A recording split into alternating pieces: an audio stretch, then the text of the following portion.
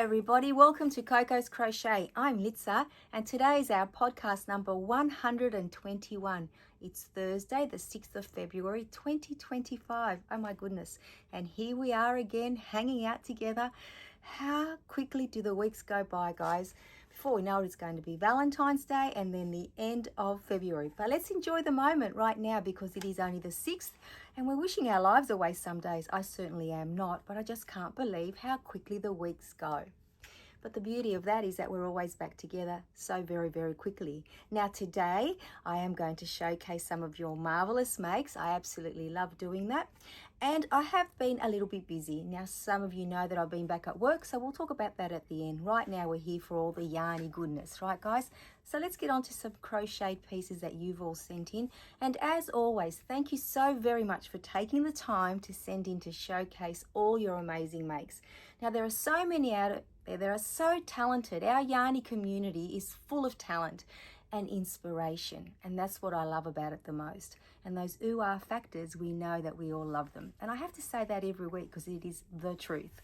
So now let's get started. I'll just pop my clipboard down as always.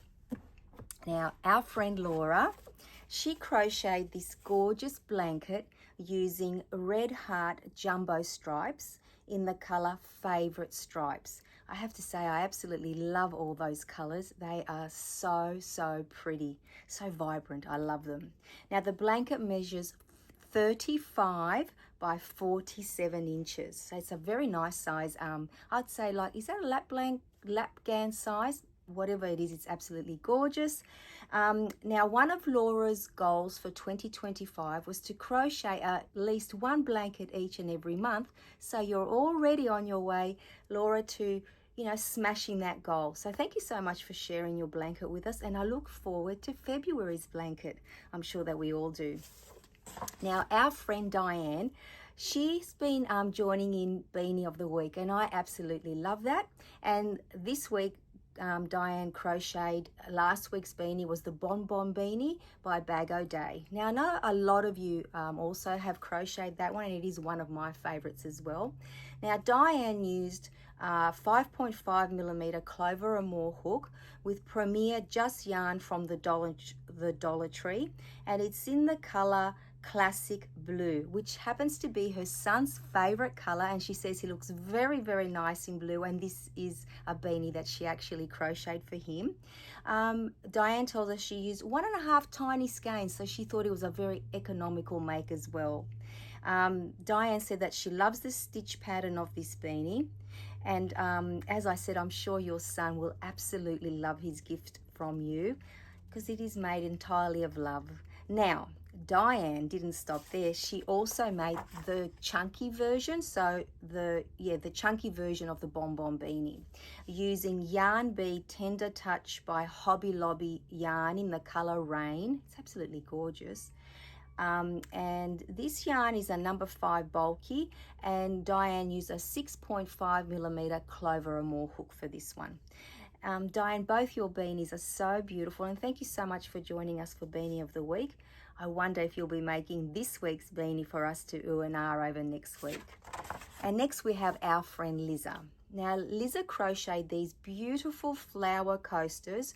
I absolutely love your color choices, Liza. And when you fold them up, they fit perfectly in the little basket. Now, Liza also crocheted this little bunny and his carrot from the Whimsical Stitches book. He's absolutely adorable. And Liza tells us that both of these gifts are for her godmother. That is so precious.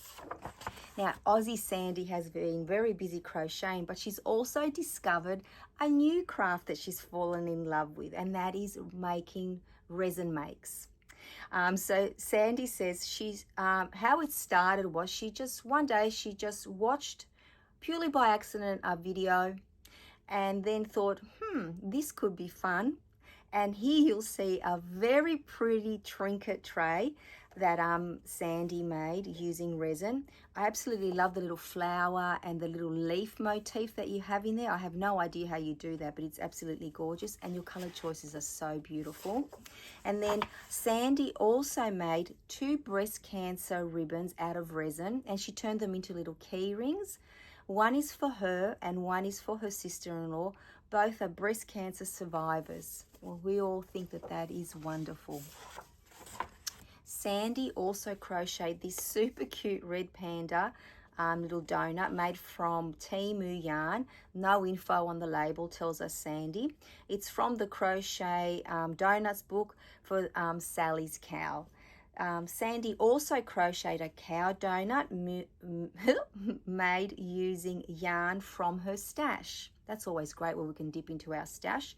It's a little dairy cow. Now Sandy added big sparkly eyes and a puffy flower that she found in her bits and bobs container. I think we all have one of those containers.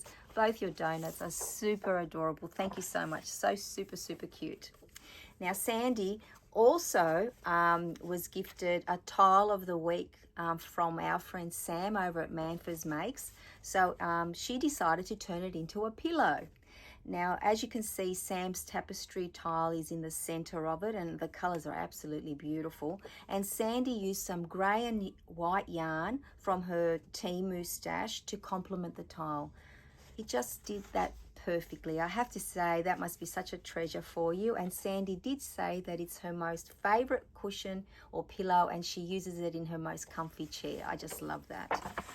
Sandy lastly says that she's sharing with us some of her charity makes for trauma children and babies. I'm saying here that I love all the colors and their happy little faces. Did you guys notice all those beautiful little faces? And I'm sure that they will bring joy to some very, very special children. Now, Shirley crocheted a hexicard so she could hop on the hexicard party bus cowl with our friends KK and Kristen over at K&K Crochet. Shirley used Lion brand basic stitch anti-pilling yarn, so that anti-pilling yarn will be beautiful for a wearable. It is a 4 weight, says Shirley, but it behaves more like a DK weight, so it's a little bit thinner.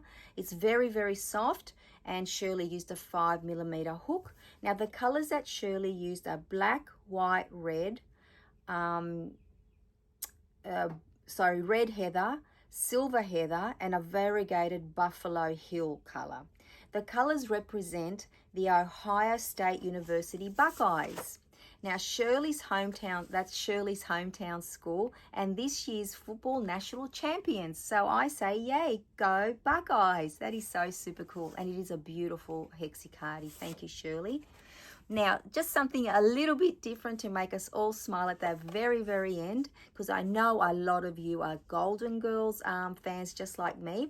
So our friend Lynn, and she has a channel, Lynn Penguin's Creations, she sent in for me to have a nice giggle at the Golden Girls Nutcrackers. She says she just had to share, and I just had to share it with you too. So thank you so much, Lynn. That really does bring a smile to my face when I see it. So thank you each and every one of you once again for sending in your makes and sharing them with us.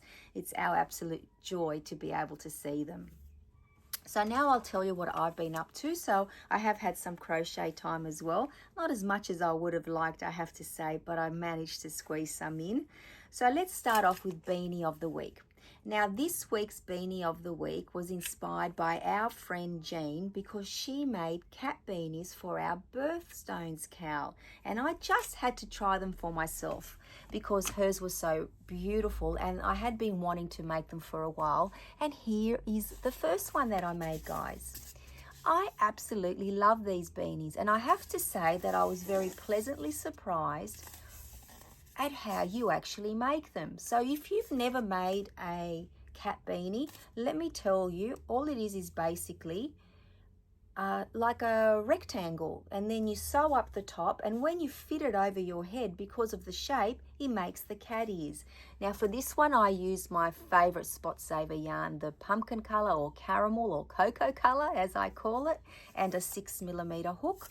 And all it is crocheting half double crochets in the back loop, and it makes this beautiful, beautiful fabric. Now I'm going to pop that one down so I can show you a chunkier version, and I won't wear it all folded up for now so you can get the idea of it.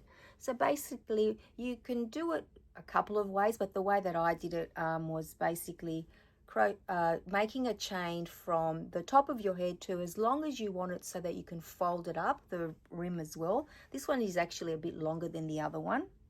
And then you start crocheting as many rows as it takes to fit around your head, but not too loose because you don't want it too loose. So let's say, for example, you have a 22-inch head like I do, you crochet 20 inches and then you join it together on the side and then across the top, and it's as simple as that, guys. And then when you fit it on your head, once again, you know, like you'll fold it over, or you don't have to have a rim or a brim or whatever it's called on it. So when you pop it on your head, it creates those little ears. Now this one was made using this beautiful chunky yarn here. It's called multi-twist. It is a very chunky yarn, as you can see. It does recommend using an 8mm hook, but I ended up using a 9mm hook with this one, and it was such a quick make. This one especially didn't take long at all. So you might want to experiment, or actually you can look at a YouTube video if you choose to. I had seen a few, and after seeing them, you know, I worked out very quickly how to make them. So they are a very quick and easy make. And I just want to thank Jean for, you know, sending her beanie in. Otherwise I wouldn't have made them because I always thought they were super hard. So thank you for that little push and that inspiration. Now I also wanted to make a knitted machine version of it. I wish I had seen a video before I did it because I just jumped in. I did get it right, but I think I will revisit the videos because I just looked on YouTube for a search to see if they have knitted machine cat beanies, and let me tell you, they have so many of them, because I'm hoping that I can make the top a little bit neater. But in saying that, once again, the same concept, and you just make the shape, and then when you pop it on your head, I'm not going to wear it only because it is very hot in here, it makes the exact same shape as this one here. So how amazing is it that when you see this, that it turns into this? I would never have ever thought that that's how they make them, guys. So this one, I once again use my Spot Saver yarn in my knitting machine, and it is a very nice thick fabric, this one, because it is doubled over. And I thought I would just use one color because, as I said, I was experimenting. So I'm sure that I'll be making many more of these. The Spot Saver and the knitting machines are best friends, I have to tell you. And then I continued to make another beanie in the knitting machine because I am trying to build up my, you know, inventory of beanies because they are for donations. I use this beautiful Spot Saver here. So this is my favorite yarn, guys, the Spot Saver 100% acrylic. If you're new here that you've joined us, thank you. And it comes in a variety of colors, both solids, variegated and stripy. And this one is actually called, I think it's just water blue. Let me just grab my glasses. Yeah, water blues. It's actually beautiful. So this is how it knits up in the machine. I just have to put this one together. I ran out of time, so I'm going to turn it into a beanie. But how beautiful is that? I love seeing the yarns knitted up compared to crocheted up, and I would never have been able to knit it traditionally. So the knitting machines are really fun to play with for me. Now I also use that beautiful Red Heart all-in-one granny square yarn. This one is called White Pink Punch. I love these colors, and I made a gorgeous beanie out of it. Here it is here. Isn't that beautiful, guys? So when you take it, unfold it. So once again, I do 135 rows for my beanies when I don't change colors. And for this one here, I did 125 rows for the cat beanie in the knitting machine. I probably could have done finished at 120, and I might try that next time. But here's this one here. Now, as you saw the skein that I showed you here, I still have enough yarn in here to make one more beanie, and I certainly will be doing that. And the way that I've been working it out, guys, because I do have a lot of scraps at the moment that I'm using as well, but I'm talking about a large amount of scraps in each ball of my Spot Saver yarn. I've actually got this little tiny scales here. They're just kitchen scales. I think these are around $10 at Big W here in Australia. I'm sure you can buy them elsewhere quite cheaply, but they are very handy to have in your yarn room. Now I know some of you weigh your yarn for different reasons, but I've started to actually weigh my makes so I can work out with my beanies, for example, the knitted beanies, when I use different colors, different sections, how much yarn I use, so I can actually separate my yarns into little bundles so I can use them at the right time so I don't keep running out and tying knots. So if you don't have a very inexpensive set of scales, kitchen scales, you know, in your yarn room or craft room, I highly recommend that you get one, because let me tell you, they do come in very handy. So that was all my beanies. So beanie of the week is the cat beanie, whoever is joining in. I'm pretty sure you're going to enjoy making those, and I would love to see them.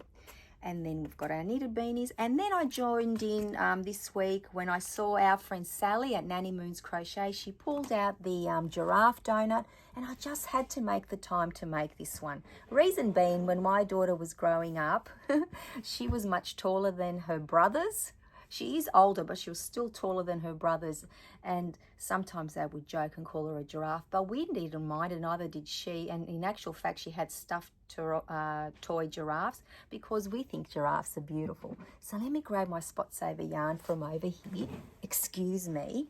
So to make my little giraffe, and I'll show you the giraffe and then I'll talk about it. He turned out okay. Look at his little goggly eyes.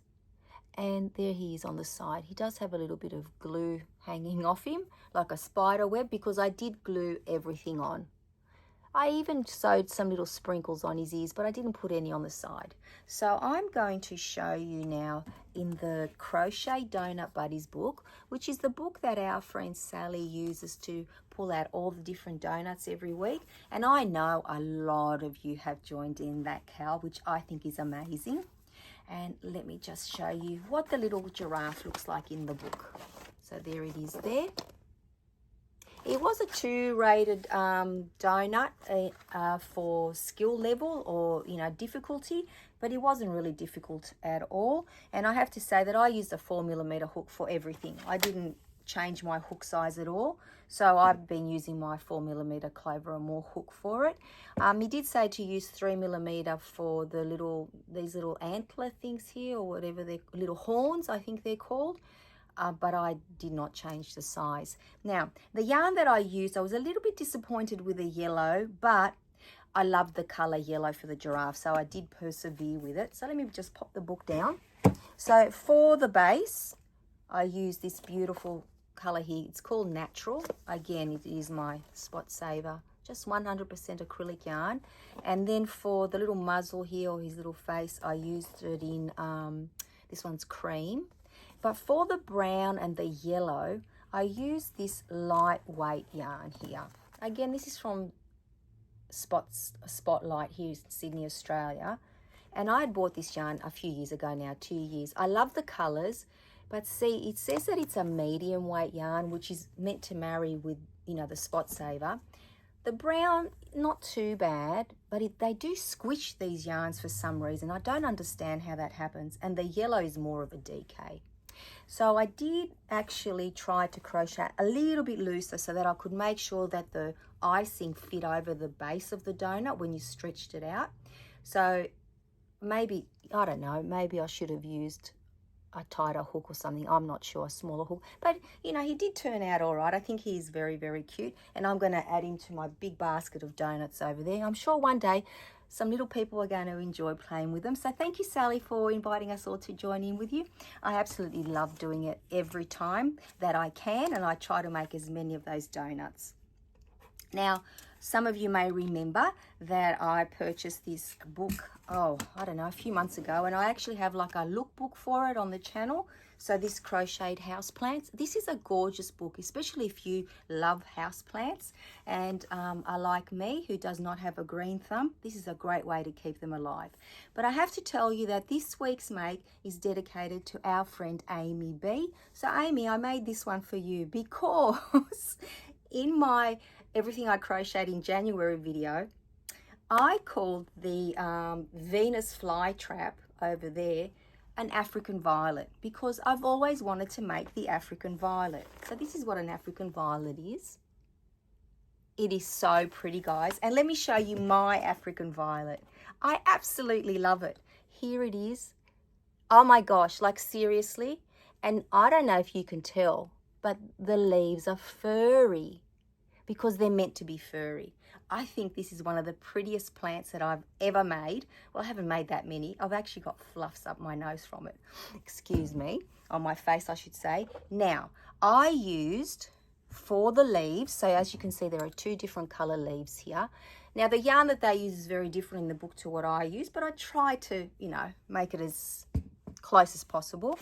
I did use my half and half Marvel acrylic yarn here and wool. So it's half wool, half acrylic in these 2 greens. So there's that spring green and this olive green. And then, so I can pop this out. I haven't glued it. Oh, there's the soil. So it's just one big ball and it sits perfectly in that little pot. Oh my gosh, I just love it. And I use this beautiful 12-ply yarn for that, which is meant to be as thick as a super spot saver, but I don't think it is. And then I had some of this in my millions. I love this color for the purple flower. And then just some spot saver scraps in yellow to do the little knots in the middle. And I did use a 4mm hook for this one as well. Now, to get the leaves to be a little bit furry, the only way I could think to do it was to use Coco's hairbrush. So I've got her little brush here. You know the ones with the metal, can you hear that? Metal, the comb bit or the brush bit. Now, a lot of you probably have one of these and you use it on the beards of your gnomes, for example, or if you're brushing up, making like an animal with a bushy tail or something. So of course I thought this might be able to be applied to the leaves, but because they're so small and delicate and I didn't want to make it that fuzzy, I was very, very gentle with it, but I did have a lot of fun. In total, there are 16 leaves and just 3 flowers. So there it is once again, guys. I absolutely love this. And this one is the African violet. So Amy, I made it for you. I hope you like it. So I can't wait to pop it up there with the other flowers and, plants and things that hopefully I'll have a whole heap in here soon. I can't wait. Now, our friend Judy at Witch Piece Crafts, she's continuing with the Sign AU cowl it's for 3 months, and we're already 1, 2, 3. We're going to make 6 squares, so we're halfway in.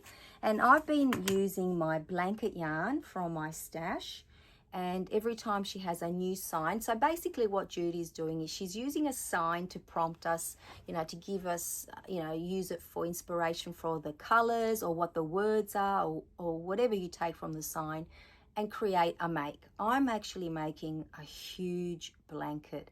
Each square using my blanket yarn. I love blanket yarn. Those of you that don't know what it is one of the softest yarns you'll ever work with. It is chunky, so you usually use an 8 or I'm using a 9mm hook with it. So imagine how quickly it crochets up. And it is 100% polyester. And as I said, it is just so beautiful when it crochets up. You just want to squish anything that you make with it. I like making amigurumis with it as well. But currently I am making giant, just granny squares, going round and round, flipping it every time, and only 1 chain in the corner.